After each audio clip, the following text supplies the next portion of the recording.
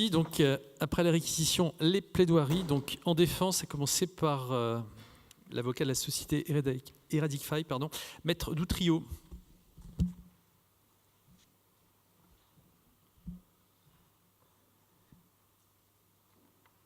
Madame la Présidente, Mesdames et Messieurs, je vous avoue qu'en écoutant les réquisitions du parquet, je ne savais plus si je devais rire ou pleurer.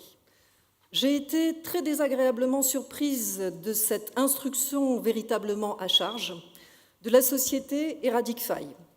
Effectivement, vous avez deux prévenus, donc M. Kevin Geek et la société Eradicfy, mais on va vous chercher dans le cadre de l'enquête, dans le cadre de l'instruction, des éléments de personnalité du prévenu, Kevin Geek, le salarié de ma société, pour pouvoir en gros expliquer qu'il n'aurait pas accédé frauduleusement au système de traitement automatisé de données, mais qu'à l'inverse, en revanche, la société Eradicfy était bien coupable, qu'on requérait une peine d'amende de 15 000 € à son encontre, tout simplement parce qu'on considérait que pour elle, l'intention frauduleuse était caractérisée.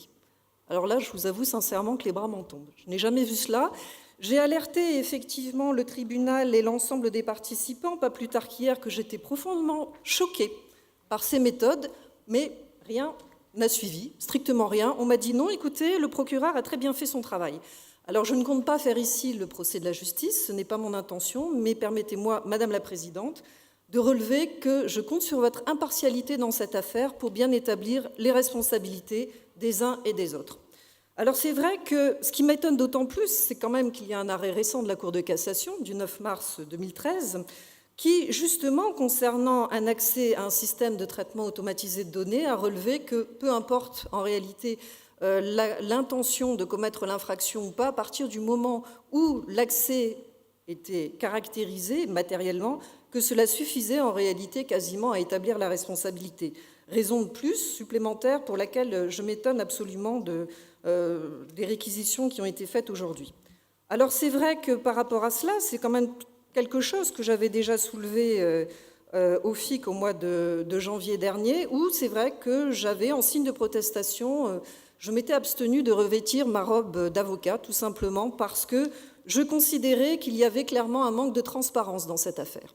Et force m'est de constater aujourd'hui que je ne peux toujours pas comparaître en robe devant vous parce que j'estime qu'au niveau de la composition du tribunal, au niveau des réquisitions qui ont été faites, il y a clairement pour moi un problème d'intégrité. Raison pour laquelle je vais aborder les faits strictement concernant la société Eradicfy. Je ne vais pas vous refaire successivement un espèce de calendrier du code pénal en vous énumérant les différentes infractions, parce que ce n'est pas le sujet. Le sujet, c'est quoi? Ce sont les faits. Concernant, pareil, l'élaboration d'un code numérique, j'avoue que là aussi, je suis singulièrement surprise. Pourquoi? Parce que c'est en fait une question qui dure depuis une dizaine d'années environ, qui revient sans arrêt. On vous dit, voilà, pour mieux réprimer ces infractions, il faudrait tout simplement les réunir dans un code. Alors moi, j'avoue que je suis un peu surprise. S'il suffisait de faire une classification pour que des infractions soient mieux connues des professionnels du droit, excusez-moi, il y aurait quand même sérieusement un problème. Alors revenons-en à la société Eradicfy. Vous le savez, cette société Eradicfy, elle vous a été présentée. C'est une société qui a son siège social à Guerre, donc qui est qu'on considère en fait comme la Silicon Valley française, rien de moins, pour vous dire l'importance que cette société a dans l'innovation française. Alors c'est une société qui a tout simplement 35 salariés, ce n'est pas énorme, c'est une PME, elle est immatriculée au registre du commerce de Rennes et elle a un capital d'environ 150 000 €. Alors voilà pour vous dresser la caractéristique de la prévenue qui est poursuivie aujourd'hui. Alors c'est vrai que son activité, elle consiste en quoi? On vous l'a rappelé dans la présentation du scénario, elle consiste à mettre en place des dispositifs en fait appropriés visant à lutter contre les intrusions et à assurer la mise en jour d'antivirus, tout simplement pour protéger les systèmes d'information. Vous l'avez rappelé, Madame la procureure, et là je suis entièrement d'accord avec vous, qu'il y a eu une augmentation de 51% des intrusions informatiques dans l'Hexagone en 2015, ce qui est un chiffre extrêmement important. Raison pour laquelle les sites de défense, bien évidemment, sont les premiers à sécuriser leur système d'information. En revanche, comme ils n'ont malheureusement pas toujours les compétences requises au sein même des sites de défense Grognard et Napoléon, ils ont demandé à la société Eradicfy, donc que je représente, de se charger de cette maintenance, de cette mise à jour des antivirus et de mettre en place des systèmes de détection d'incidents au niveau des systèmes d'information. Alors c'est vrai que la société Eradicfy prend très à cœur et a toujours pris très à cœur ses missions.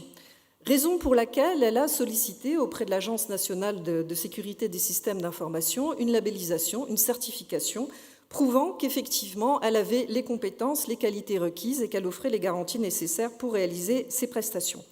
Tout ça, en fait, c'est basé sur un plan gouvernemental Piranet qui date du 27 février 2014.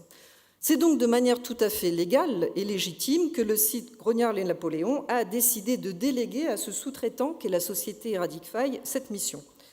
Alors, cette mission s'est caractérisée en réalité par un contrat de sous-traitance qui a été conclu le 10 octobre 2014. Ce contrat de sous-traitance est particulier, pourquoi ? Parce que vous imaginez bien qu'en qualité de site dédié à la défense, il y a des informations confidentielles particulièrement sensibles dont la société Eradicfy n'avait pas à connaître. Donc on a estimé dans le cadre de ce contrat que le commanditaire gardait une certaine maîtrise en fait des éléments qui étaient donnés et que la société Eradicfy n'avait tout simplement pas accès à certaines données, dont les fameuses données relatives au paramétrage logiciel de ces véhicules de combat. Bien évidemment, cette certification tiers de confiance était une garantie supplémentaire, évidemment, donnée au site Les Grognards Napoléon. Cette certification, je me permets de le souligner, a demandé, bien évidemment, de la part de cette société d'importants investissements, que ce soit en temps, humain et financier, pour l'obtenir. Vous savez qu'on fait des tests d'intrusion, que l'Agence nationale de sécurité des systèmes d'information procède à des tests d'intrusion, vérifie effectivement le sérieux de cette société pour seulement ensuite lui délivrer ce label. Pourtant, malgré tout, une intrusion, effectivement, dans les systèmes d'information de ces véhicules de combat a été réalisée le 22 avril 2016.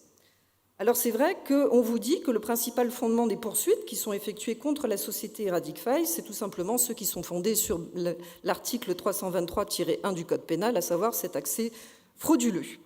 Donc on estime en réalité que cette société serait responsable de cet accès frauduleux. Alors examinons les faits.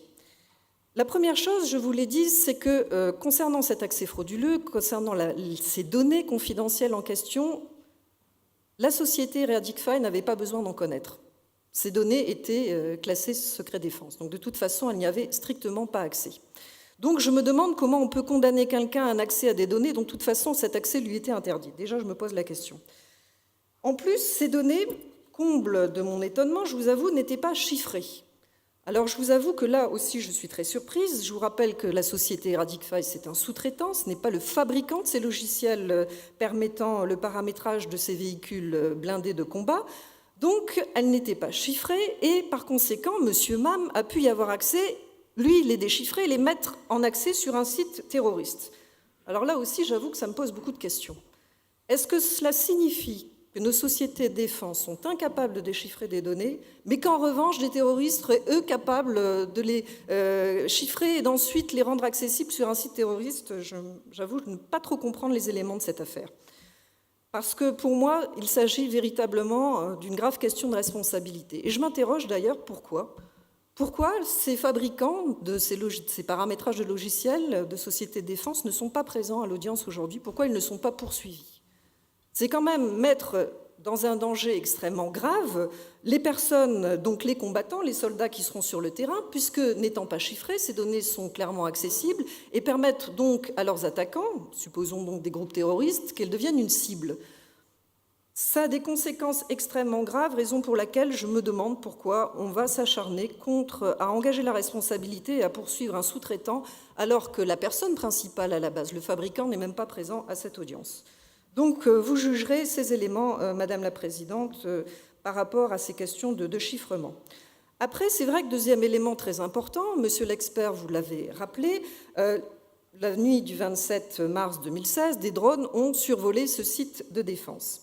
Et ce, alors que, sauf erreur, il appartient quand même au commanditaire de ce site de défense et à la personne qui est chargée d'en garantir l'accès, justement de protéger l'accès physique à ce site de défense auquel il pourrait être exposé.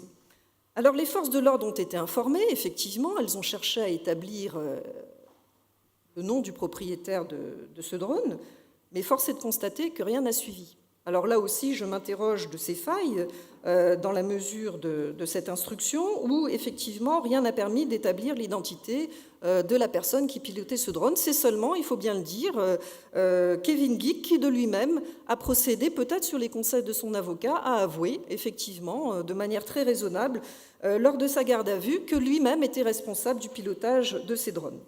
Donc j'avoue que je suis un peu déçue. J'attendais tout simplement un peu plus d'efficacité de la part des forces de l'ordre, mais il est vrai qu'on ne peut pas tout leur demander tout le temps non plus. La société Eradicfy, de plus, on nous a parlé, monsieur l'expert, d'un accès Wi-Fi. Elle avait bien pris en considération le fait qu'elle devait bien évidemment sécuriser les accès Wi-Fi.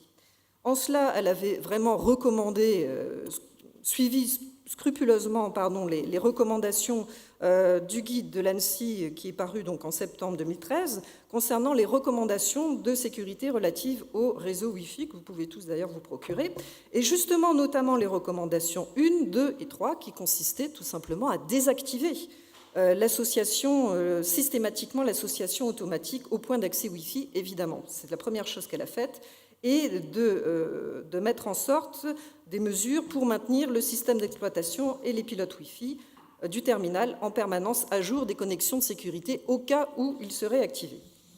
Mais là encore, je peux légitimement m'étonner que le site Grognard-les-Napoléons ait tout de même mis l'ordinateur ou des éléments qui permettaient l'accès à ces données sensibles et confidentielles classées défense dans un local, tout simplement près d'une fenêtre, accessible donc à ce fameux drone qui a permis de collecter ces données sensibles. Alors concernant la responsabilité du préposé Kevin Geek, puisque je suis bien obligée d'en parler, c'était le salarié de la société que je défends. S'agissant du rôle du prévenu dans cette affaire, c'est vrai qu'il avait été spécialement formé par la société Eradicfy, il avait de grandes compétences, raison pour laquelle il a été recruté. D'ailleurs, j'insiste sur ce point qu'il était strictement impossible, vous imaginez bien, à l'embauche, de détecter dans sa personnalité des éléments laissant supposer que c'était quelqu'un qui permettrait l'accès à des données confidentielles pour ensuite les revendre à un individu fiché S. Je défie n'importe qui de pouvoir déceler ça lors d'un entretien d'embauche. Alors c'est vrai que la société Eradicfy avait pris soin véritablement de le former et aussi de l'alerter sur la confidentialité extrême des données relatives à ce site de défense. Il y avait une clause très particulière dans son contrat de travail qui l'obligeait à tout cela et à se tenir également régulièrement informé de ces mises à jour, de ces logiciels antivirus et de mettre vraiment de manière très scrupuleuse à jour les systèmes permettant la détection des incidents. Vous le savez tous, le contrat de travail, en général, doit être exécuté de bonne foi, donc c'est tout simplement un principe issu du Code du travail, cet article L 1222-1, et cette obligation de loyauté, naturellement, elle s'imposait à Kevin Geek vis-à-vis de son employeur, la société Eradicfy.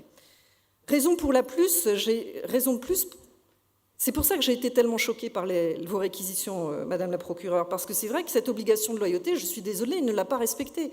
Donc je ne comprends absolument pas pourquoi lui ne serait pas poursuivi pour accès fraudulé à un système de données de manière intentionnelle et que la société Eradicfy le serait. Donc là, ça m'a posé des problèmes. D'autant plus que cet individu, finalement, quelles étaient ses motivations? C'était l'appât du gain, c'était la frime, c'était arrondir ses fins de bois et pouvoir ensuite se vanter d'avoir pu délivrer des données à un individu fiché S. Ça pose question aussi. Donc, bien évidemment, qu'a fait la société Eradicfy pour remédier à ce problème? Vous le pensez bien, elle a immédiatement licencié M. Kevin Geek pour faute grave, puisque le maintien dans la société, effectivement, était littéralement impossible et sans préavis et sans indemnité, vous l'imaginez bien. Alors, pour la société Eradicfy, si on voit son comportement après les faits, comment a-t-elle réagi? On voit qu'en fait, vous avez une intrusion dans un système de traitement automatisé des données en date du 22 avril 2016. Et qu'est-ce que vous dit les éléments qui ont été relevés par l'expert et qu'a présenté M. Gérard de Bois-Boissel? C'est que le 23 avril 2016, c'est-à-dire juste le lendemain, La société Radicfy était présente avec les experts du CALID, avec les experts de l'Agence nationale de sécurité des systèmes d'information, pour rétablir le système, pour essayer de comprendre où avait été la faille.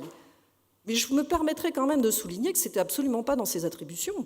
Elle, ses attributions, c'était quoi? C'était mettre à jour des antivirus et mettre un système de détection d'incidents. Elle n'a jamais été là pour rétablir une cyber-résilience des systèmes d'information. Malgré tout, dès le lendemain, elle n'a jamais fui ou essayé d'éluder ses responsabilités. Elle a été présente sur les lieux. Donc ça, c'est un élément, Madame la Présidente, qu'il faudra bien évidemment prendre en compte. Ensuite, concernant sa responsabilité par rapport au chef d'entreprise et par rapport à la personnalité morale de la société Radicfy. C'est vrai que la jurisprudence admet, et on le sait depuis très longtemps, hein, c'est pas nouveau, c'est d'ancienne jurisprudence des années 50, 1956 et autres, que le dirigeant peut être pénalement poursuivi et condamné en cas de faute de sa part, s'il a pris part personnellement à la réalisation de l'infraction. Alors ici, je suis désolée, je ne vois absolument pas où la société Radicfy a pris part à la réalisation de l'infraction. C'est son préposé, certes, qui l'a fait, mais en réalité, elle-même, cette société et encore moins son dirigeant n'ont pris part à cette intrusion informatique. Donc là encore, je m'étonne. Concernant cette délégation dont on a parlé, cette délégation de pouvoir qui est bien évidemment intervenue entre la société et Radicfy et le salarié Kevin Guck. Alors c'est vrai qu'il n'y a pas d'écrit parce que cette délégation de pouvoir, elle était verbale. Je vous l'accorde. Mais cependant, que dit la jurisprudence, que dit la loi? Tout simplement que cet écrit n'est absolument pas obligatoire. Donc là, pour vous prouver la bonne foi de la société Radicfy, je vous produis un témoignage de M. Charnigdou qui atteste que chacun des salariés de l'entreprise disposait effectivement d'une délégation de pouvoir.